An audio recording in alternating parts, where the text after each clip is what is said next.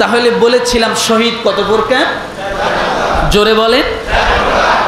যারা পিছনে আসে তারা কি এই আলোচনাগুলো পায়? পায় না।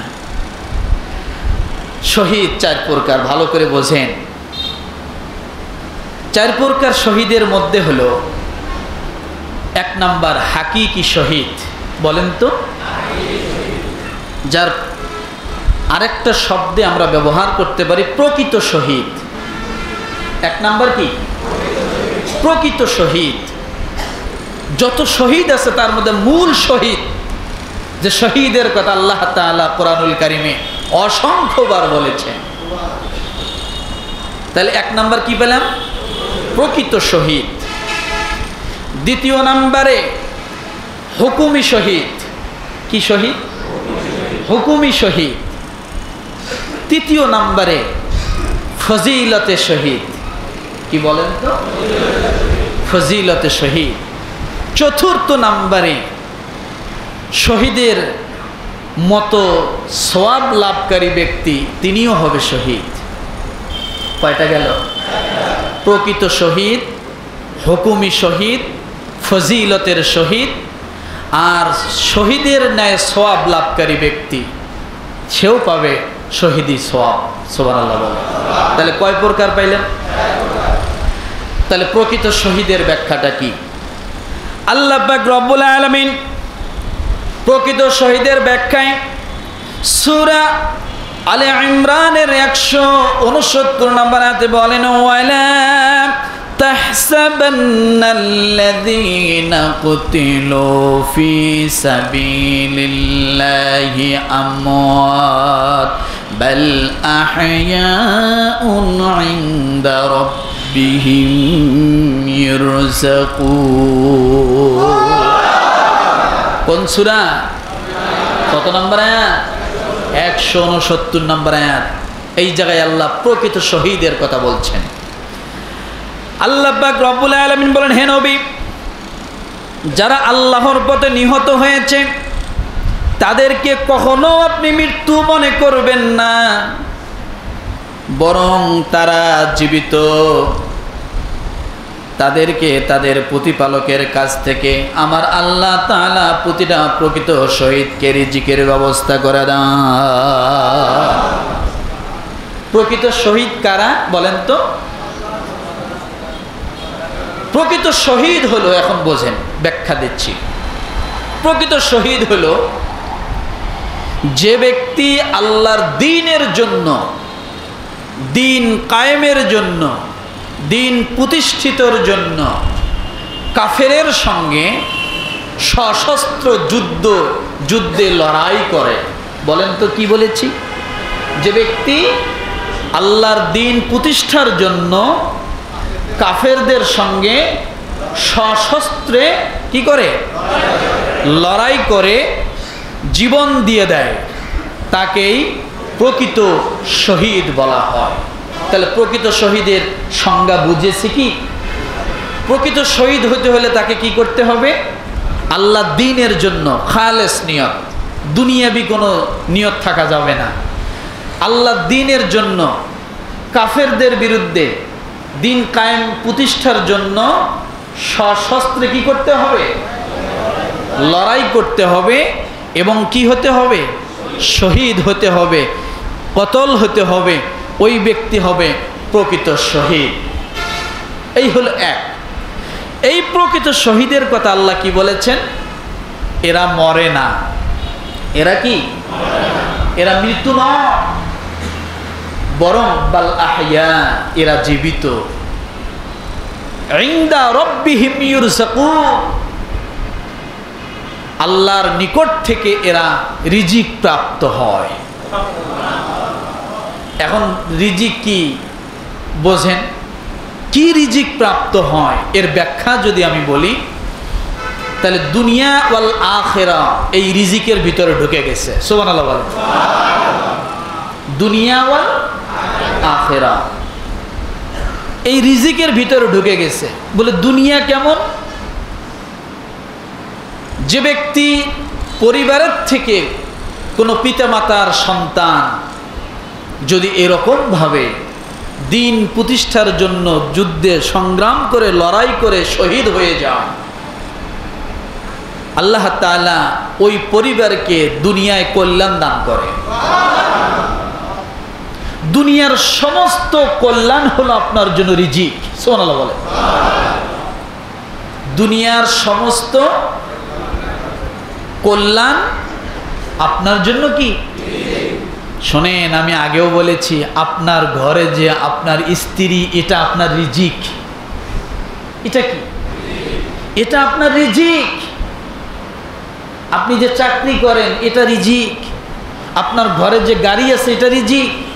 আপনার ক্ষেত খামার আছে, এটা রিজিক। আপনার ব্যবসা আছে, এটা রিজিক।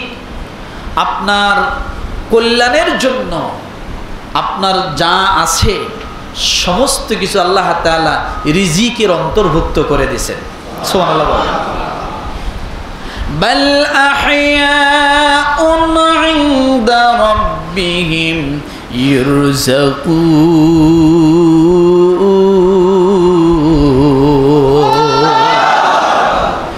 দুনিয়ার রিজিক হলো সব। আপনার জীবনের যত কল্যাণ আছে সমস্ত কল্যাণগুলো আল্লাহ আপনার জন্য রিজিক করে দিলেন। এবার আপনি দুনিয়ায় নাই, কবরে গেলেন, কবরের শাস্তি আল্লাহ মওকুফ করে দিলেন, এটা আপনার জন্য রিজিক। কবরে আযাবকে আল্লাহ মওকুফ করে দিলেন, এটা রিজিক। কবরটাকে জান্নাতের অংশ বানায় দিলেন, এটা রিজিক। বলেন সুবহানাল্লাহ।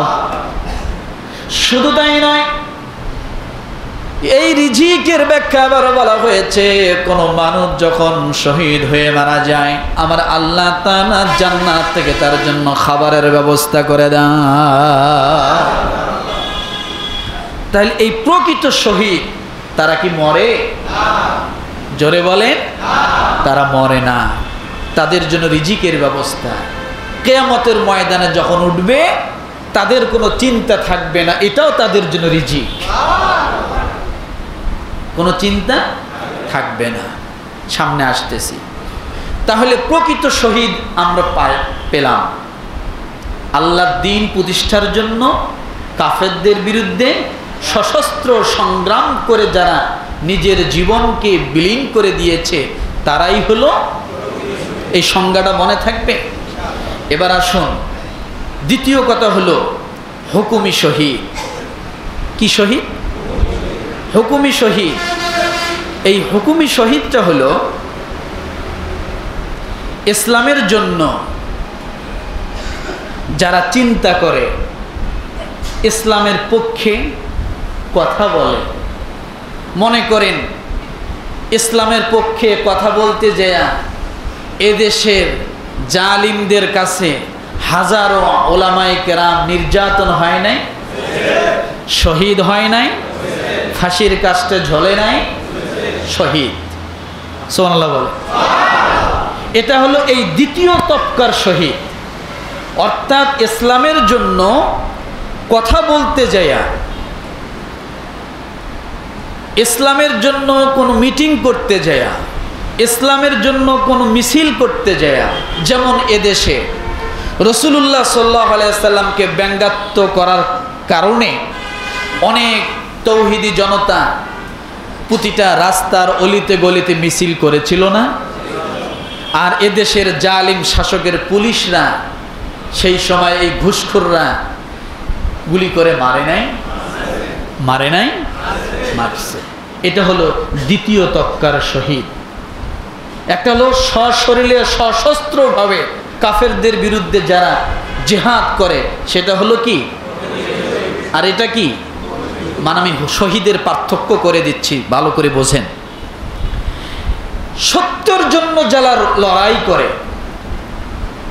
হকের জন্য যারা লড়াই করে, একদল সত্যকে মিথ্যা বানাচ্ছে আর মিথ্যাকে সত্য বানিয়ে অন্যের ঘাড়ে চাপিয়ে দিচ্ছে।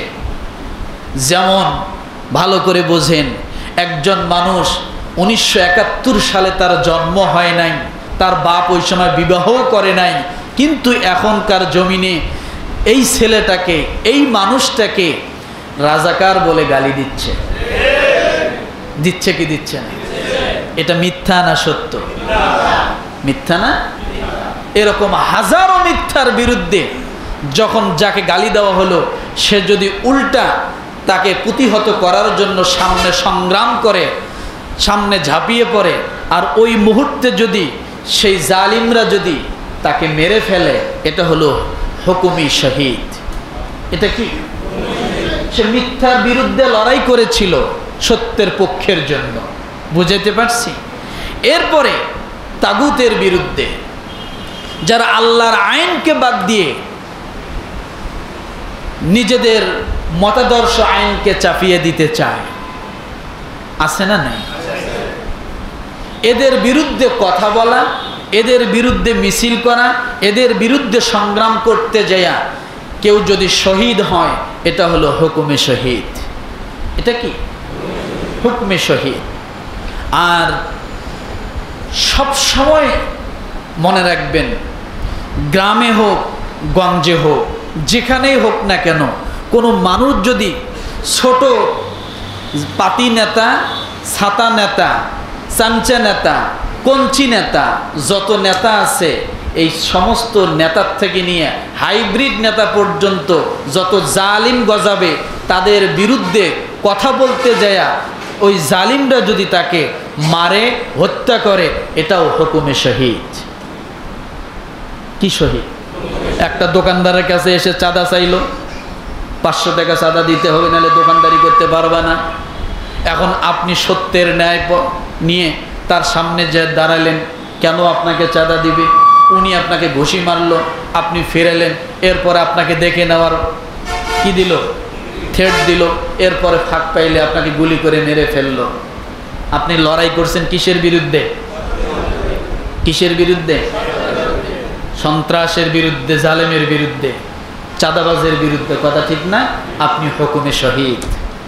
আপনি কি? হুকুমে শহীদ।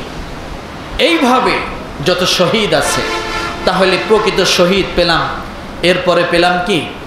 হুকুমে শহীদ। এই দুই শহীদের ক্যাটাগরি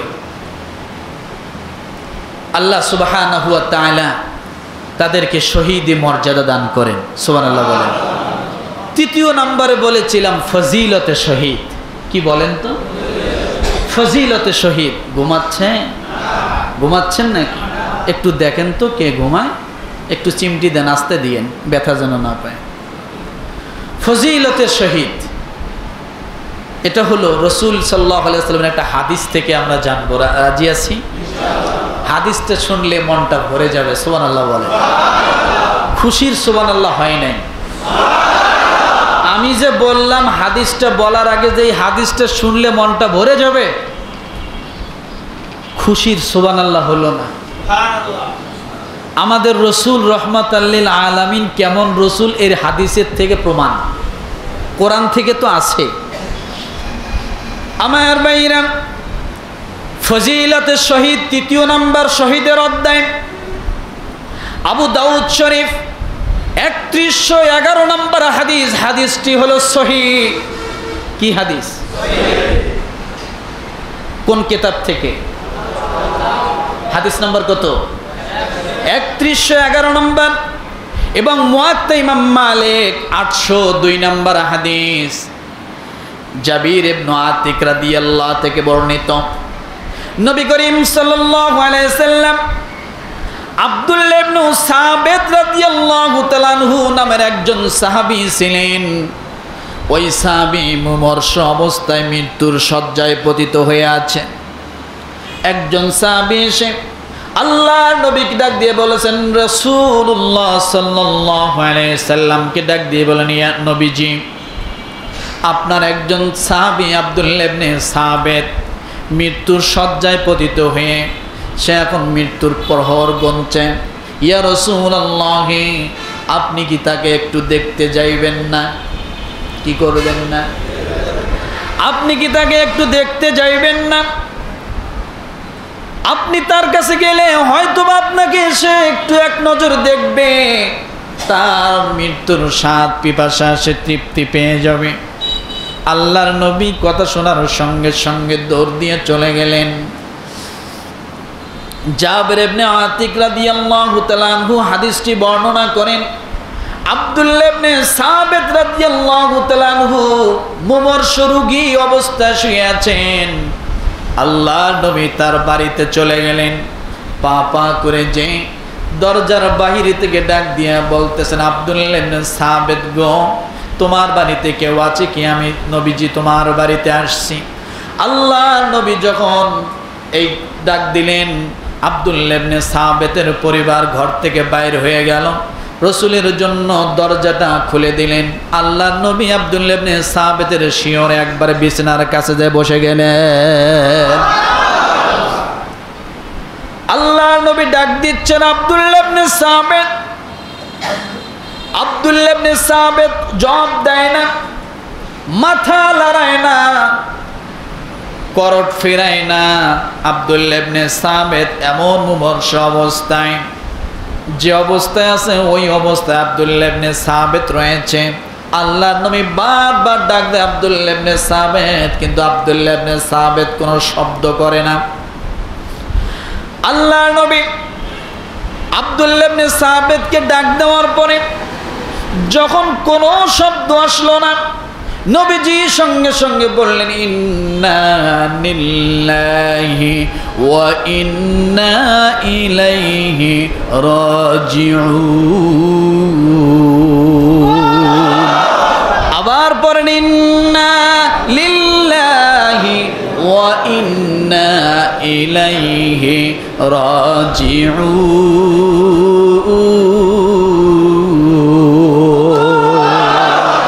এটা পারেন? এটা সবার মরার সময় এই কথাটা আপনি বলবেন না, অন্য মানুষ বলবে, মাইক দিয়ে বলবে। কথা ঠিক কিনা? আপনার জবান বন্ধ হবে, কিন্তু অন্য মানুষ আপনার মৃত্যুর খবর শুনে কি বলবে? এখন বলবেন, হুজুর এটা কি শুধু মরা মানুষের ক্ষেত্রে বলে? না, যে কোনো আকস্মিক বিপদ আপদ যা কিছুই আসুক না কেন, আপনি সাথে সাথে বলবেন, ইন্না লিল্লাহি ওয়া ইন্না ইলাইহি রাজিউন।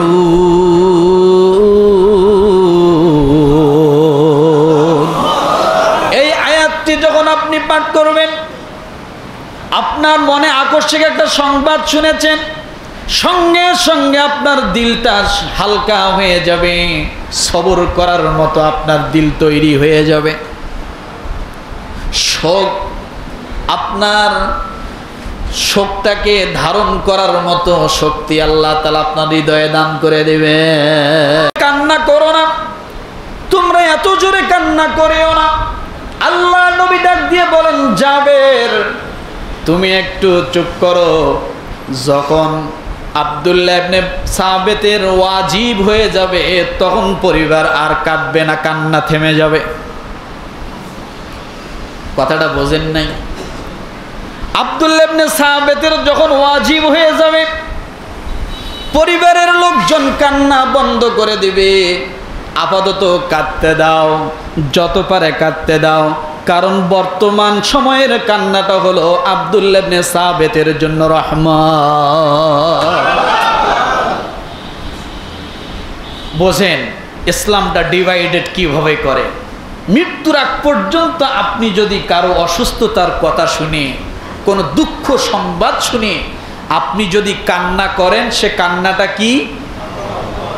কথা বলে না? সে কান্নাটা হলো রহমত। ওই কান্নাটা ওই অসুস্থ মানুষের জন্য দোয়া। ডিভাইডেড এবার হচ্ছে দেখেন। কিন্তু একজন মানুষ মারা গেছে, আপনি বিলাপ করে কাঁদছেন, চিৎকার করে কান্না করতেছেন, এটা হবে তার জন্য আযাবের কারণ। আগেরটা কি ছিল? জবান খুলতে হবে, এগুলো শেখা দরকার। আগেরটা কি ছিল? মারা যাওয়ার আগ পর্যন্ত যদি আপনার জন্য কেউ কাঁদে, আপনার জন্য কি? কিন্তু আপনি মারা গেছেন, এরপরে এত বিলাপ করে এত জোরে কান্না করতেছে, এই কান্নার অর্থ হলো আল্লাহর কাছে অভিযোগ করতেছে যে তুমি আমার স্বামীকে নিলা কেন, আমার সন্তানকে নিলা কেন, আমার ভাইকে নিলা কেন, আর মানুষ চোখে দেখো না? কথাটা বোঝেন নাই মনে হয়?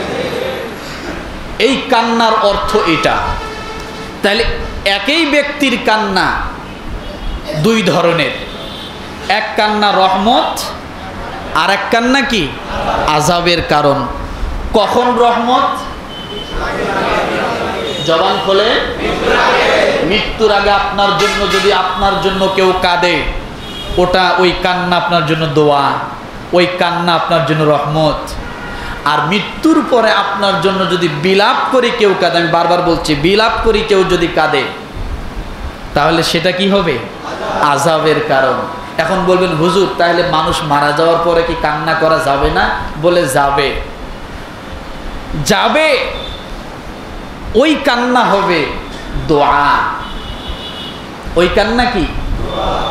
দোয়া। কি রকম?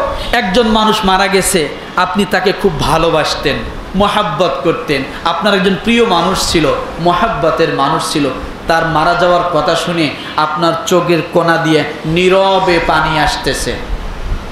এই নীরবে পানি আসা, বিলাপ ছাড়া যে কান্না, এটা কি? এটা কি? তাহলে কান্না কয় প্রকার পেলাম? মারা যাওয়ার আগের কান্না, মারা যাওয়ার পরে বিলাপ করে কান্না, আযাবের কারণ, আর নিচু স্বরে আপনার অজান্তে চোখ দিয়ে পানি আসতেছে ব্যক্তির প্রতি মায়া মমতায়, এটা কি? দোয়া। কান্না এক প্রকার, তিন রকম: রহমত, দোয়া, আযাবের কারণ। আপনি কোনটা নেবেন এবার বেছে নেওয়ার বিষয়টা আপনার। আমরা কোনটা করব? আমরা দুইটা করব। কয়টা? মানুষের দুঃখের কথা শুনলে কাঁদবো, ঠিক আছে, তার জন্য দোয়া। মারা যাওয়ার কথা শুনলে কাঁদবো নীরবে, তার জন্য কি? দোয়া। আগেরটা কি? রহমত। আর বিলাপ করে কান্না করা মানে আল্লাহর কাছে অভিযোগ করতেছি, তুমি আমার সন্তান ছাড়া আর সন্তান পাইলা না, এরকম বলে না? আল্লাহ কি খালি আমাকেই চোখে দেখে, এরকম কথা বলে না? এগুলা বলা সম্পূর্ণ শিরক, মারাত্মক গুনাহ। আমার ভাইরা, আল্লাহর নবী আব্দুল্লাহ ইবনে সাবিত রাদিয়াল্লাহু তাআলা আনহুর সামনে যখন বারবার ডাকতেছেন, আব্দুল্লাহ ইবনে সাবিত জবাব দেয় না। নবীজি পড়লেন, ইন্না লিল্লাহি ওয়া ইন্না ইলাইহি রাজিউন। পরিবারের লোকেরা বুঝতে পারলেন আমার বাবা, আমার স্বামী মনে হয় নাই। তারা কান্না শুরু করলেন। তখনও নবীজি স্টিল আব্দুল্লাহ ইবনে সাবিতের মাথার কাছে দাঁড়িয়ে জাবের রাদিয়াল্লাহু তাআলা আনহু, জাবের ইবনে আতিক রাদিয়াল্লাহু তাআলা আনহু ডাক দিয়া বলেন, তোমরা চিৎকার করে কান্না করো না। আল্লাহর নবী বলেন, ও জাবের ইবনে আতিক, আব্দুল্লাহ ইবনে সাবিতের যখন ওয়াজিব হয়ে যাবে, তখন পরিবারের লোকদের কান্না অটোমেটিক থেমে যাবে, তুমি চুপ থাকো, কারণ এটা আমার সাহাবীর পরিবার, এদেরকে নতুন করে শিক্ষা দিতে হবে না। বলেন সুবহানাল্লাহ। কার পরিবার? আমার ছাত্রের পরিবার, নতুন করে শিখাতে হবে না। সাহাবী জাবের ইবনে আতিক রাদিয়াল্লাহু তাআলা আনহু আশ্চর্য হলেন, প্রশ্ন করে বসলেন, ইয়া রাসূলুল্লাহ, আব্দুল্লাহ ইবনে সাবিতের ওয়াজিব বলতে কি বুঝায়? নবীজি, আমি তো আপনার ভাষাটা বুঝলাম না, যে যখন ওয়াজিব হয়ে যাবে কান্না থেমে যাবে, ওয়াজিব কি?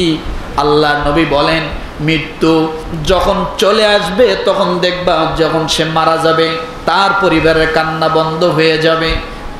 এত সময় সে মারা যায় নাই, তাদেরকে কাঁদতে দাও, এখন তাদের কান্না তার জন্য হলো রহমত। কি? রহমত। তাহলে ওয়াজিব শব্দটার অর্থ কি পাইলেন? ওয়াজিব শব্দের অর্থটা কি পাইলেন? মৃত্যু। কেন? ওয়াজিব শব্দ মানে এটা অবধারিত, এদিকেও যাবে না ওদিকেও যখন যার জন্য লিফট হয়ে আসবে তখন সোজা তার দিকেই পতিত হবে। কথা ঠিক না? এই জন্য রসুল বলছেন যখন ওয়াজিব হবে তখন কান্না থেমে যাবে। ওয়াজিব মানে যখন মৃত্যু হবে। আমার ভাইরা, কিছুক্ষণ পর আব্দুল্লাহ ইবনে সাবেত দুনিয়া থেকে চলে গেল। এবার পরিবারের লোকজন ডাক দিয়ে বলেন, তার মেয়ে তার বাবার কাছে এসে ডাক দিয়ে বলেন, ও বাবা, এই মাত্র শুনলাম আপনি দুনিয়া থেকে চলে গেছেন। বাবা, আপনি শহীদি মর্যাদার জন্য সারা জীবন তামান্না করেছিলেন। আপনি তীর কিনেছেন, ধনুক কিনেছেন, আপনি যুদ্ধে যাওয়ার জন্য পোশাকগুলো ক্রয় করেছেন, সব কিছু আপনার জন্য রেডি হয়ে আছে, কিন্তু আপনার মনের দিলের তামান্না তো কি হলো না? কবুল হলো না। আপনি তো শহীদ হতে পারলেন না, আপনি তো জিহাদের ময়দানে যে যুদ্ধ করতে পারলেন না। ও বাবা, সারা জীবন আপনার ইচ্ছা ছিল আপনি জিহাদের ময়দানে যে যুদ্ধ করে শহীদ হবেন, কিন্তু আজকে আপনি বাড়িতে বসে ঘরের ভিতরে মারা গেলেন। আল্লাহর নবী যখন এই কথা শুনলেন, পরিবারের সকলকে ডাক দিয়ে বলল, ও পরিবারের লোকেরা, তোমরা চুপ করো। কি করো? সাহাবী জাবের ইবনে আতিক রাদিয়াল্লাহু তাআলা আনহু তার পরিবারের কামনাগুলো রাসূলের কাছে বললেন। বলার পরে আল্লাহর নবী যখন নিজ কানে এই কথাগুলো শুনলেন, শোনার পরে জাবের ইবনে আতিক রাদিয়াল্লাহু তাআলা আনহুকে রাসূল ডাক দিয়ে বলেন, জাবের, তোমরা কি চাও আমার উম্মতের মধ্যে শহীদি মর্যাদার সময়টা, শহীদি মর্যাদার পরিসরটা কমে যাক, শহীদি মর্যাদা স্বল্প সংখ্যক মানুষ হোক?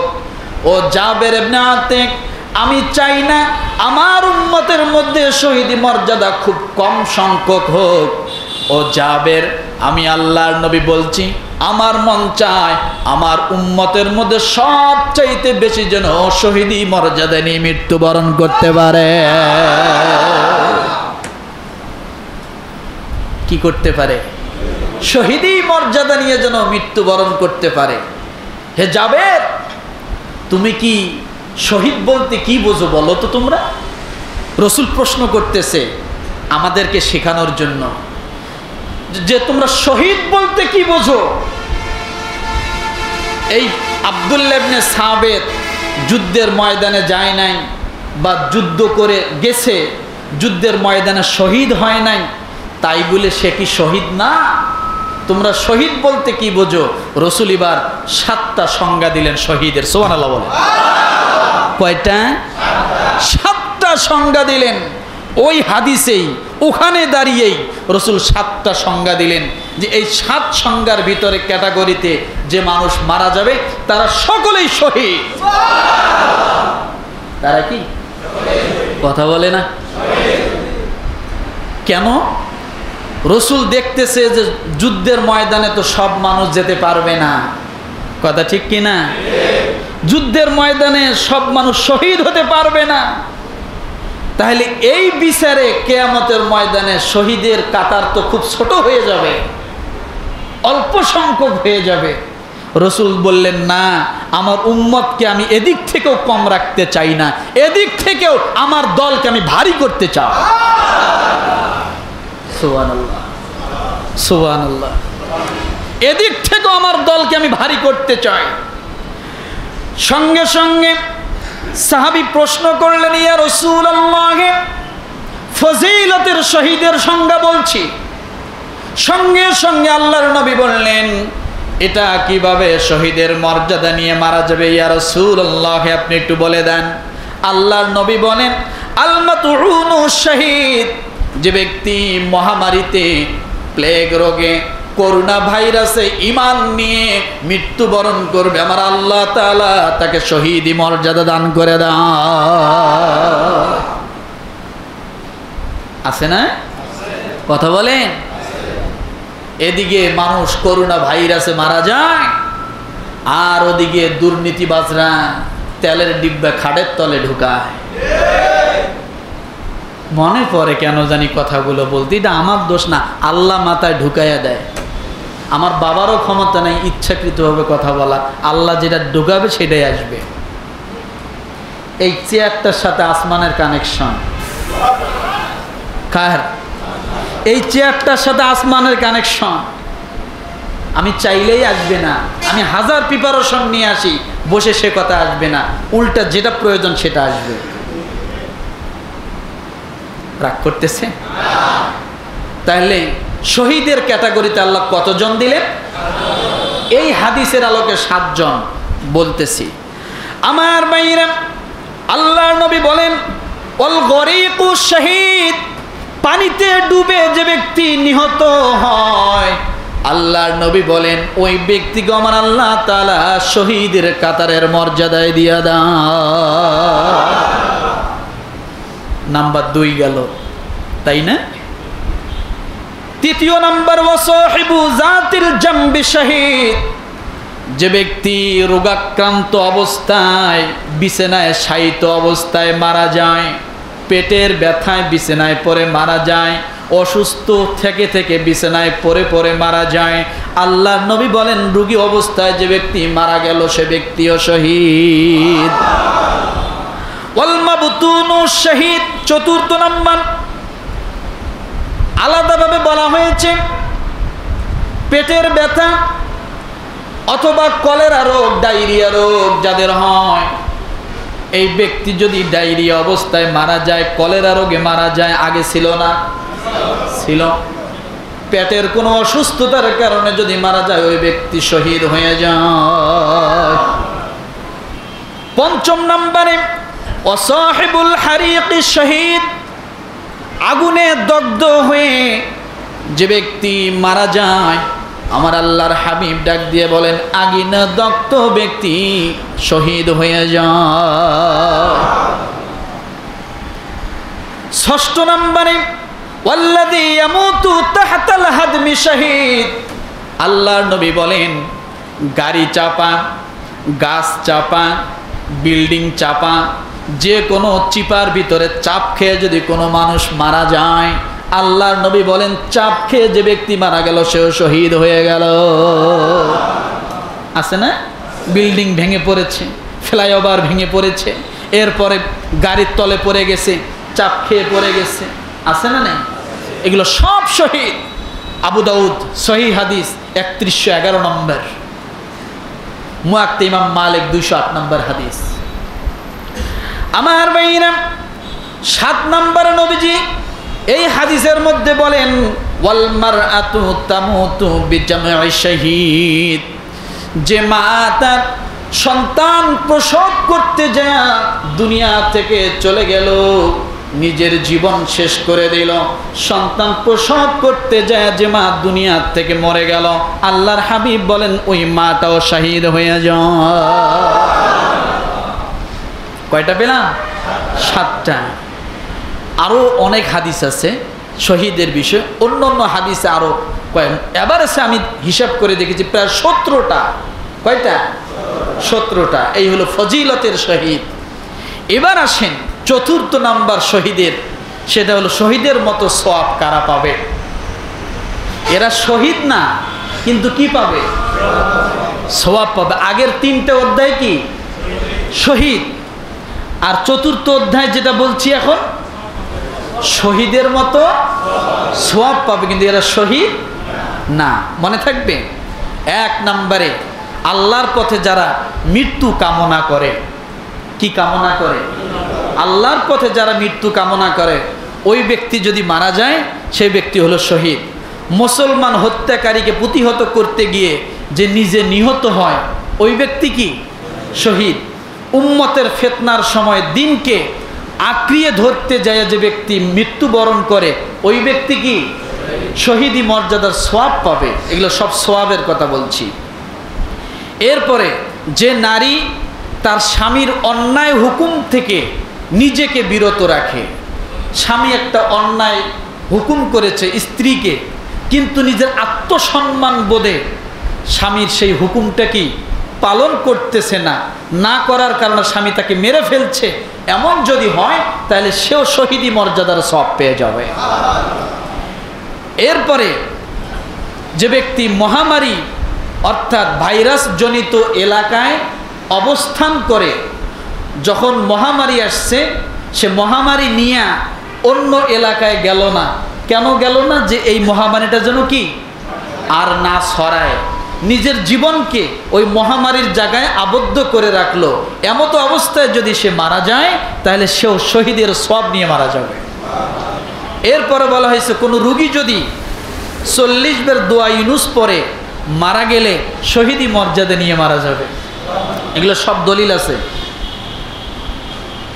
তারপরে চাস্তের নামাজ, মাসে 3 দিন রোজা, বেতের নামাজ, এগুলো আমলকারী ব্যক্তিও যদি কি হয় মারা যায়, ওই ব্যক্তি কি শহীদি মর্যাদার সওয়াব পাবে।